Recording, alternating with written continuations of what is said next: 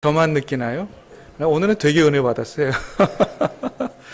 우리 지휘자님 기도를 많이 하시고 또 준비를 많이 하시는 것 같습니다. 우리 다시 한번 격려의 박수로 한번 정리하겠습니다. 감사합니다. 여러분 한 주간 주님 안에 평안하셨습니까? 한 절반은 평안하셨고 그렇지만 대답 안 하시는 분들은 불평하셨나요? 여러분의 배려와 기도 덕분에 저는 한 주간 좀 쉬기도 했고 또 많은 것들을 생각하고 돌아온 짧은 기간이었지만 하나님이 제게 아주 큰 은혜를 주셨습니다. 많은 것들을 생각하고 깨닫고 돌아온 그런 시간이었습니다. 특별히 제가 받은 은혜 두 가지를 얘기하라고 한다면, 하나는 제가 우리 신암교회에서 목회하고 있는 것이 얼마나 큰 은혜인가, 그것을 다시 한번 가슴 깊이 이렇게 깨닫는 그런 시간이 됐고요. 또 하나는 제가 6년 동안 목회를 하면서 여러 가지 이유로 목회의 가장 중심 포인트를 놓치고 있었는데, 아주 놓친 건 아니에요. 근데 제가 그걸 아주 강조하고 전심으로 행하지 않았더라고요.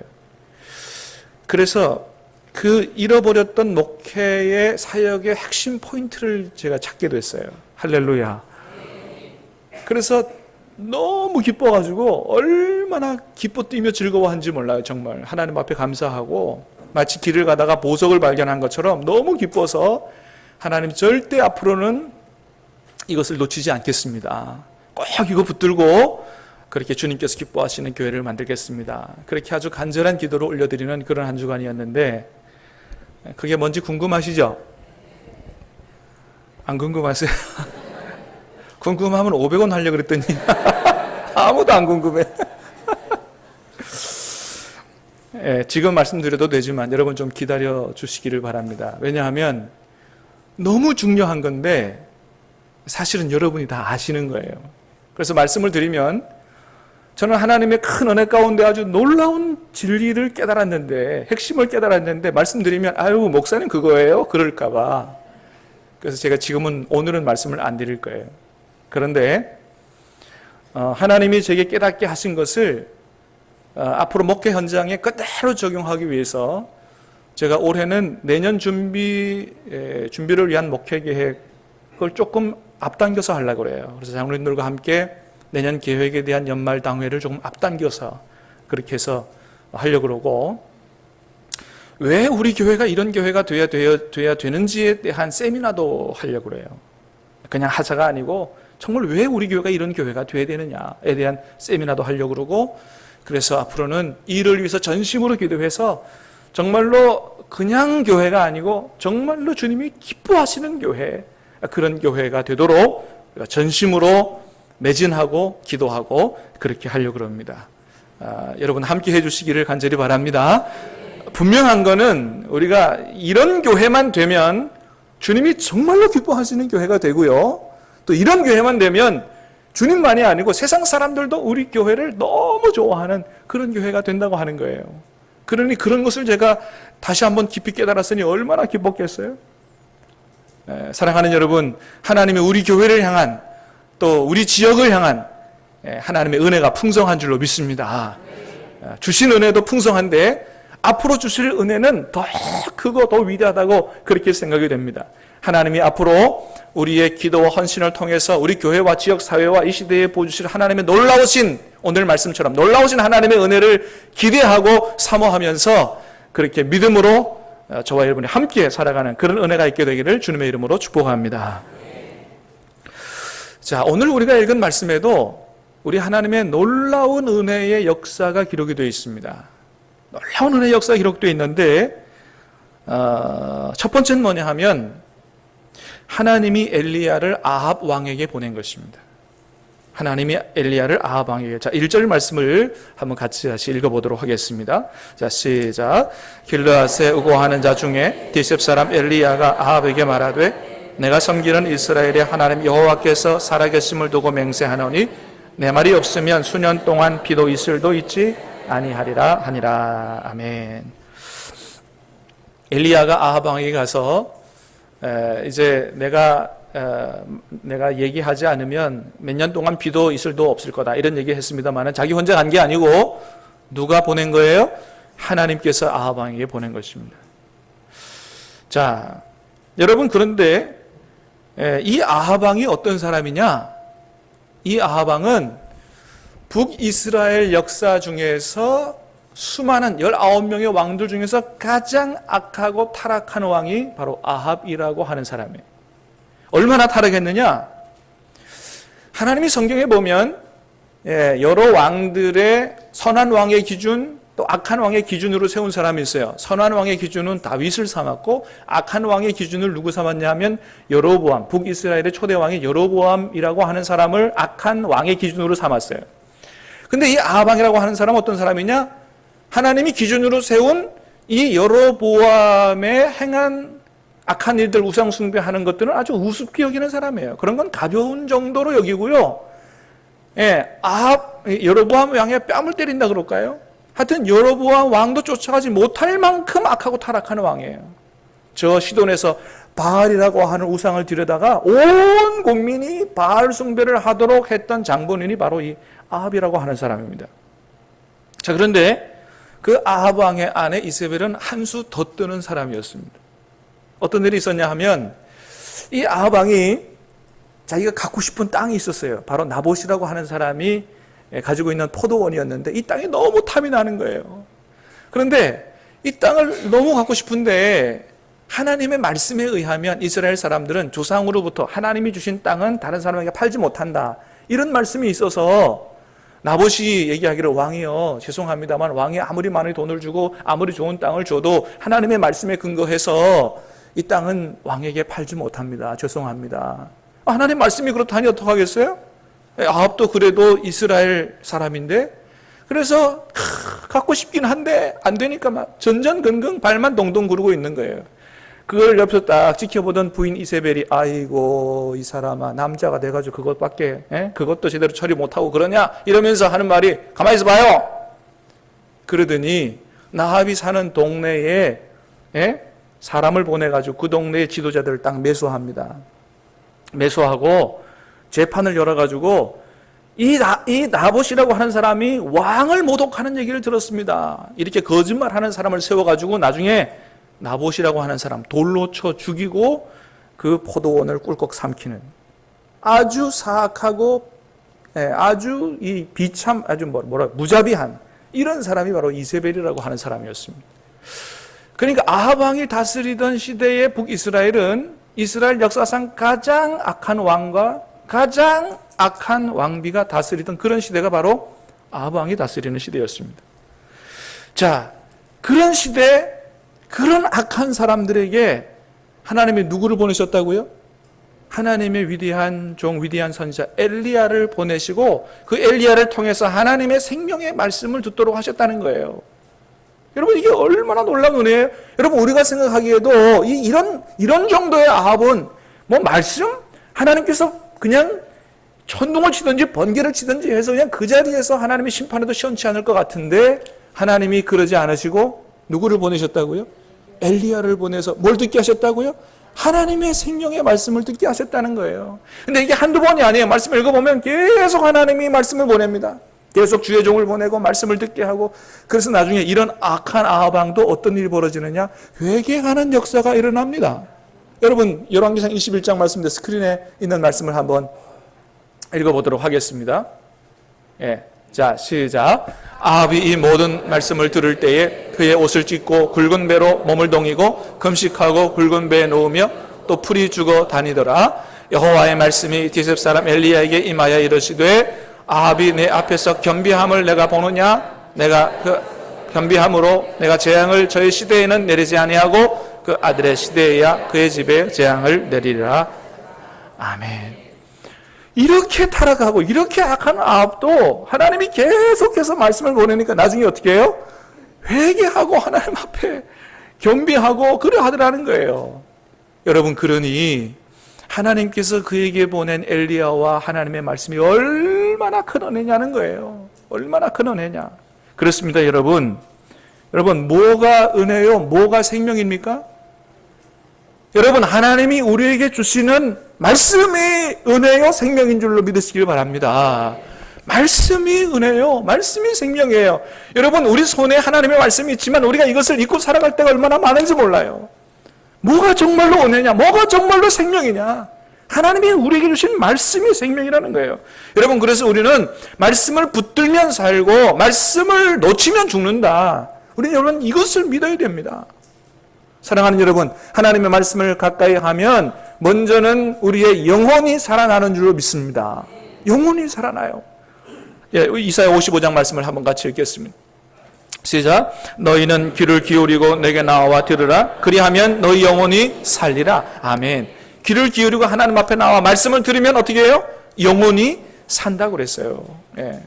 여러분, 영혼이 살면 세상 살맛이 나지 않겠어요? 죽겠다 이런 말이 사라지지 않겠어요? 영혼이 사는데. 여러분, 제가 큐티 간증 했잖아요. 저도 때로는 젊은 시절에 죽고 싶을 때가 있었다. 그런데 언제 살만 나게 됐다? 하나님의 말씀이 들어오니 내 마음속에 기쁨과 평강의 폭포수 같이 쏟아지니 살맛이 나더라는 거예요. 살 마음이 생기더라는 거예요. 사랑하는 여러분, 세상을 포기하고 싶은 사람이 있습니까? 하나님의 말씀이 여러분 속에 들어가서 살고 싶은 마음이 여러분 불길처럼 일어날 수 있게 되기를 주님의 이름으로 축복합니다. 하나님의 말씀은 우리 영혼을 살린다는 거예요. 시편 19편 7절 8절에 보니까 하나님의 말씀의 축복을 기록합니다. 시작.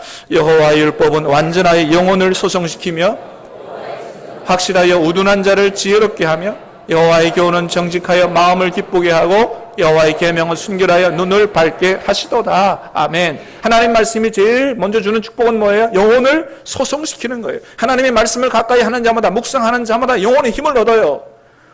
우둔한 자를 지혜롭게 합니다. 마음에 뭘 줘요? 기쁨을 줍니다. 할렐루야. 마음이 우울한 사람은 하나님의 말씀으로 달려가시길 바랍니다. 말씀 때문에 기쁨을 회복하는 거예요. 우리의 눈을 밝게 해서 생명의 길로 가도록 하나님의 말씀이 우리를 인도하신다는 것입니다. 얼마나 놀라운 축복이에요. 시편 107편에도 이런 말씀이 있습니다. 시작. 저가 그 말씀을 보내어 저희를 고치사 위경에서 건지시는도다. 아멘. 고치시고 건지시기 위해서 뭘 보내신다고요? 말씀을 보내신다는 거예요. 말씀을. 여러분, 중병에 드신 분이 계십니까? 어려움을 당하신 분이 계십니까? 여러분, 말씀을 가까이 하시기 바랍니다. 말씀으로 치유되고 말씀으로 건짐받는 은혜와 역사가 있을 줄 믿습니다. 그렇습니다. 예전에도 한번 제가 설교 시간에 말씀드린 적이 있는데, 한 20년 전에 제가 신학교 다닐 때 성경 통독 훈련원에 한번 들어갔는데, 광성교회 성경 통독 훈련원이었어요. 그때 어떤 분이 같이 들어왔냐 하면 연탄가스 마셔가지고 세상 떠날 뻔했던 그런 분이 몇 번 이렇게 병원 다니면서 치료도 받고 이렇게 했던 분이 들어오셨는데, 다른 부분 다 괜찮아졌는데 아직도 뭐가 이게 회복이 안 됐냐 하면 말하는 게 회복이 안 됐어요. 혀가 말이 제대로 안 되는 거예요. 어눌하고. 근데 성경 통독을 들어가 보면 앞에서 녹음기를, 지금은 MP3지만 옛날에는 녹음기를 틀어놓고 말씀 통독을 이제 통독사, 전문 통독사가 쭉 읽어주는 걸 들어요. 근데 듣기만 하는 게 아니고 그걸 자기가 따라 읽어야 돼요. 그러니까 얼마나 빠른지 몰라요. 일반 사람도 따라가기가 어려운 거예요. 근데 말이 어눌한 사람이 그걸 따라가겠냐고요. 못 따라가죠? 근데 한 3일쯤 지났는데 이 말 어눌한 분이 아주 또렷한 목소리로 성경을 읽는 아름다운 목소리가 자기 귀에 들린 거예요. 너무 놀란 거죠? 그래서 이게 혹시나 하면서도 내 목소리 아닐 거야. 그리고 다시 들어봤는데 그게 자기 목소리였던 거예요. 할렐루야. 어떤 역사가 일어났냐 하면 성경을 읽다가 굳어진 혀가 새롭게 펴지고 회복되는 역사가 나타난 것입니다. 자기가 간증을 하더라고요. 원래 나는 이런 사람이었는데 말씀을 읽다가 내 혀가 새롭게 회복되게 됐다고, 치유되게 됐다고 이런 간증을 했습니다. 그러나 사랑하는 여러분, 하나님의 말씀이 우리의 몸을, 육신의 질병을 치유하는 그런 정도이겠습니까? 그런 정도를 넘어서는 줄로 믿습니다. 여러분, 하나님의 말씀에 어떤 능력이 있어요? 몸만, 질병만 치유하는 것이 아니고 여러분, 더 중요한 것은 우리의 영혼을 치유합니다. 우리 인생을 치유합니다. 가정을 치유합니다. 사업을 치유합니다. 사회를 치유합니다. 나라를 치유하는 놀라운 역사가 있는 줄로 믿습니다. 그렇습니다. 하나님의 말씀의 능력이에요. 그래서 하나님은 말씀하십니다. 어떤 사람이 제일 복을 받은 사람이냐? 복 있는 사람은 악인의 꾀를 쫓지 않고, 시편 1편 말씀입니다. 시작. 복 있는 사람은 악인들의 꾀를 따르지 아니하며 죄인들의 길에 서지 아니하며 오만한 자들의 자리에 앉지 아니하고 오직 여호와의 율법을 즐거워하여 그의 율법을 즐거이 묵상하는도다. 그는 시냇가에 심은 나무가 철을 따라 열매를 맺으며 잎사귀가 마르지 아니함 같으니 그가 하는 모든 일이 다 형통하리로다. 아멘. 할렐루야. 하나님의 말씀을 주야로 묵상하는 사람, 그 사람은 시냇가에 심은 나무 같다는 거예요. 그래서 하는 일이 모두가 형통하게 되는 그런 놀라운 복을 받는다는 거예요. 그래서 제일 복을 받은 사람이 누구예요? 하나님의 말씀을 주야로 가까이 하고 묵상하는 그런 사람, 그런 가정, 그런 교회, 그런 교회가 있는 나라가 진짜 복을 받는 나라가 되는 것입니다. 저와 여러분과 우리 가정과 교회와 이 나라가 이런 복을 받게 되기를 주님의 이름으로 축복합니다. 이런 놀라운 생명의 축복의 말씀을 하나님이 누구에게 보내셨다?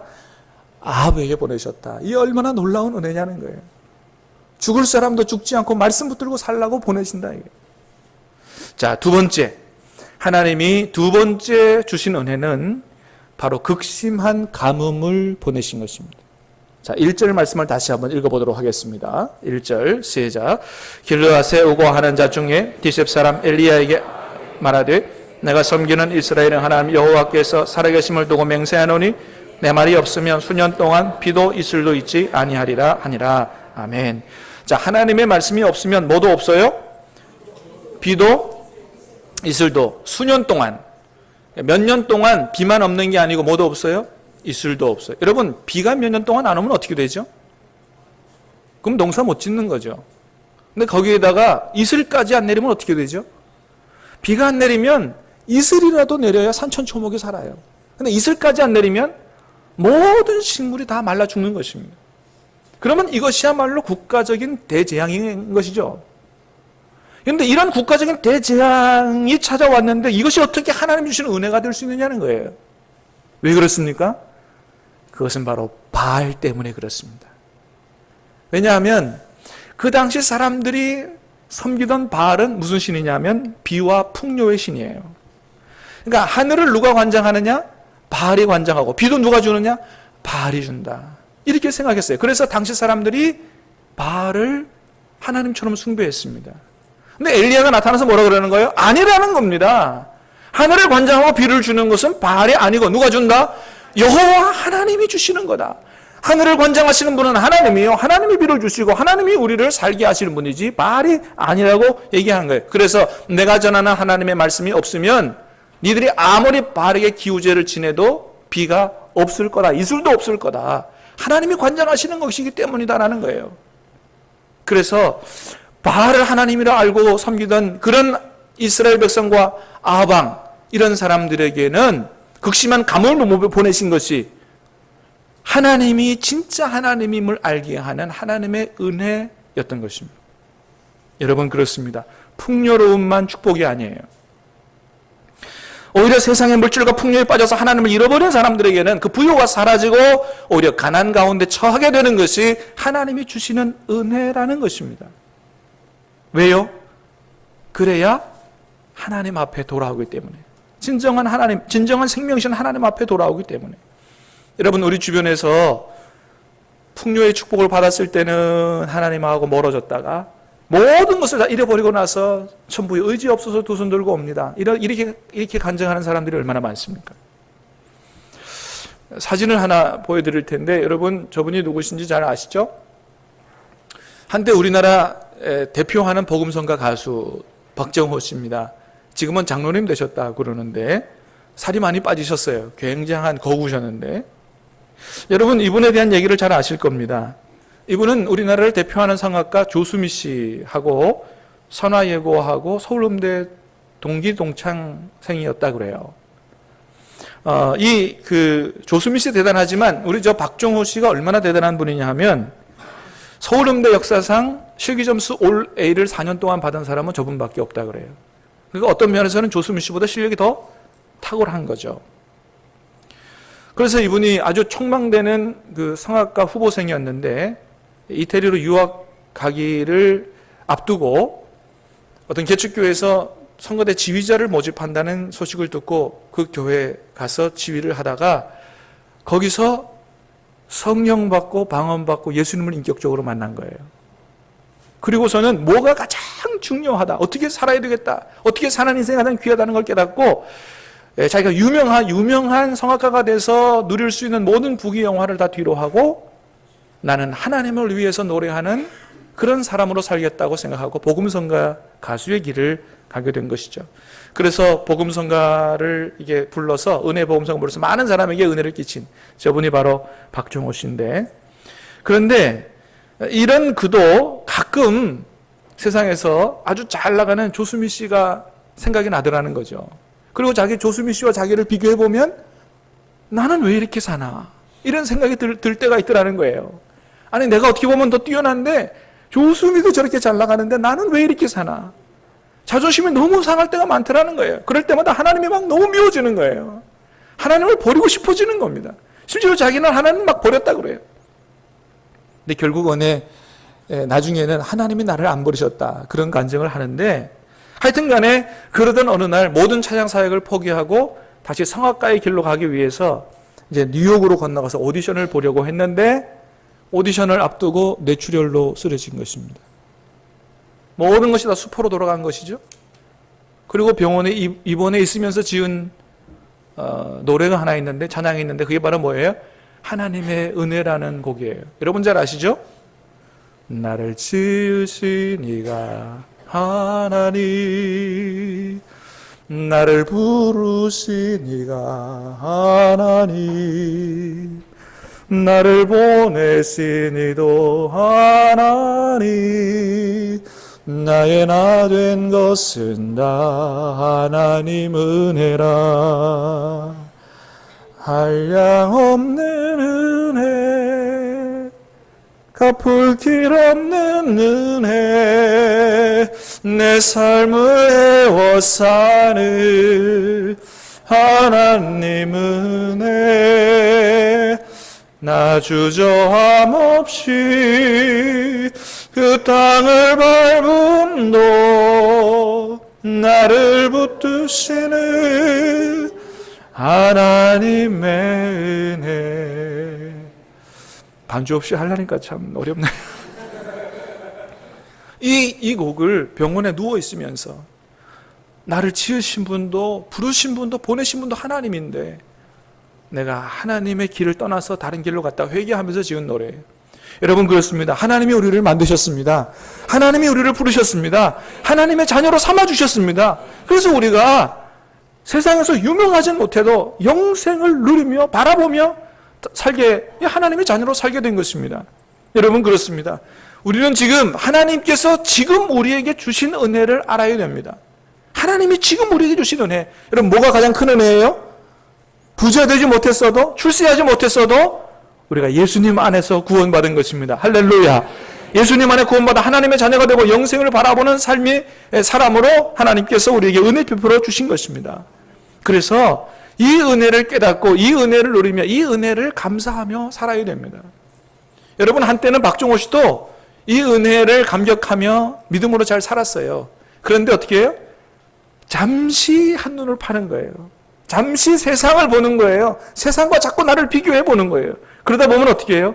나는 왜 이렇게 사나? 이런 생각을 하게 되는 것이죠. 사랑하는 여러분, 보이는 게 다가 아닌 줄로 믿습니다. 보이지 아니하는 하나님이 계십니다.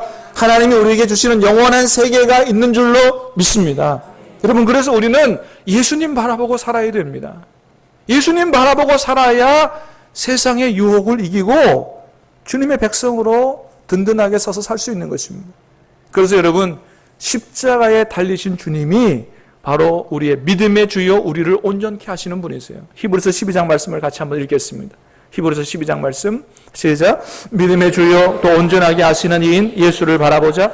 그는 그 앞에 있는 기쁨을 위하여 십자가를 참으사 부끄러움을 개의치 아니하시더니 하나님 보좌 우편에 앉으셨느니라. 아멘. 예수님은 우리를 위해서, 예수님이 여러분 십자가에 달리실 분입니까? 근데 이 땅에 오셔서 십자가에 달리심으로 말미암아 우리를 구원하여 영원한 기쁨을 가지신, 우리가 그분을 바라본, 그 십자가에 달리신 주님을 바라보는 것만이 우리가 온전해질 수 있는 길이다.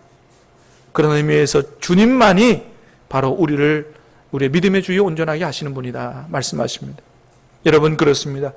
예수님 바라봐야 괜찮지 자꾸 세상 바라보면 시험에 빠지는 것입니다. 베드로도 예수님 바라보고 잘 갈 때는 바다 위로 갔는데 바다 물결을 바라보니까 빠지는 거예요. 그렇습니다. 여러분, 예수님만 바라보시게 되길 바랍니다. 영원한 하나님 나라에 이르기까지, 그래서 다시는 길을 잃지 않게 되기를 주님의 이름으로 축복합니다. 여러분, 그래요. 우리가 부유하진 못해도 하나님 안에 있고 하나님의 영광을 위해서 쓰임받는 삶을 산다면 우리는 놀라운 하나님의 은혜를 받은 사람들입니다. 여러분, 오늘 본문의 엘리야를 보시기 바랍니다.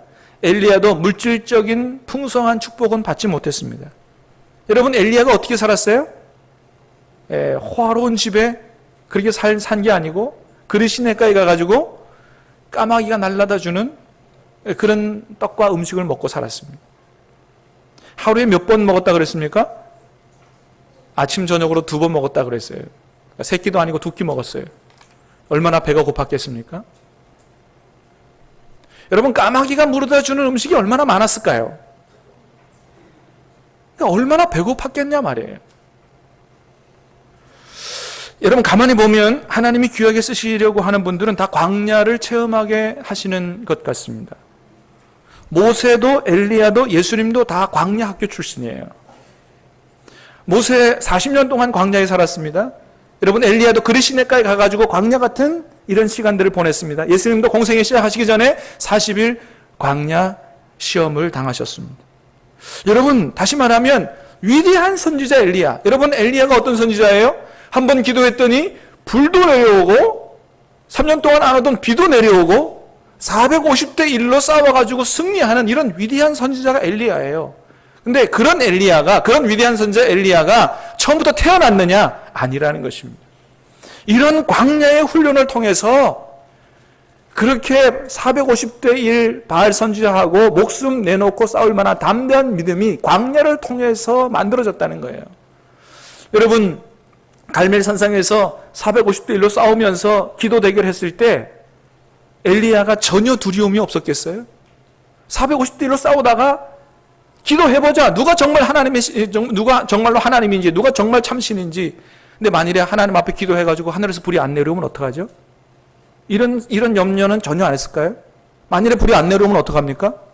엘리야는 죽는 거죠. 근데 어떻게 그런 담대한 믿음을 가지고, 그런 염려와 두려움을 다 접어놓고 담대한 믿음을 가지고 목숨 건 기도 대결을 할 수 있었냐는 거예요. 그런 믿음이 어디서 생겼냐는 것입니다. 바로 아무것도 없는 곳, 오직 하나님만 바라봐야 되는 곳, 그곳에서 기도하며 하나님의 기도 응답의 역사를 체험할 수 있는 곳, 그런 광야에서 엘리야의 위대한 담대한 믿음이 생겨나게 된 것입니다. 그래서 그 이후에 기도했더니 하늘에서 불도 오고 비도 내리고 450대 1의 영적 전쟁에서 승리하는 이런 엘리야가 되게 된 것입니다. 요셉도 모세도 엘리야도 그냥 된 것이 아니다. 여러분, 엘리야가 태어나면서부터 대단한 선지자가 아니고 우리와 성정이 같은 사람이다라는 거예요. 이런 광야 훈련을 통해서 하나님이 위대한 사람으로 만들어 가신다는 것입니다. 사랑하는 여러분, 여러 가지 어려운 일들을 당하고 계십니까? 사랑하는 여러분, 그렇다면 하나님이 여러분을 지금 이 시대의 엘리야로, 모세로, 요셉으로 빚어가고 계신다라는 사실을 믿게 되기를 주님의 이름으로 축복합니다. 사랑하는 여러분, 저와 여러분에게 주신 하나님의 은혜가 풍성합니다. 저와 여러분은 예수님 안에서 구원받았습니다. 하나님이 저와 여러분과 함께 하십니다. 하나님이 저와 여러분과 영원토록 떠나지 아니하시는 줄로 믿으시길 바랍니다. 우리의 지금 사는 것이 모두가 다 하나님의 은혜입니다.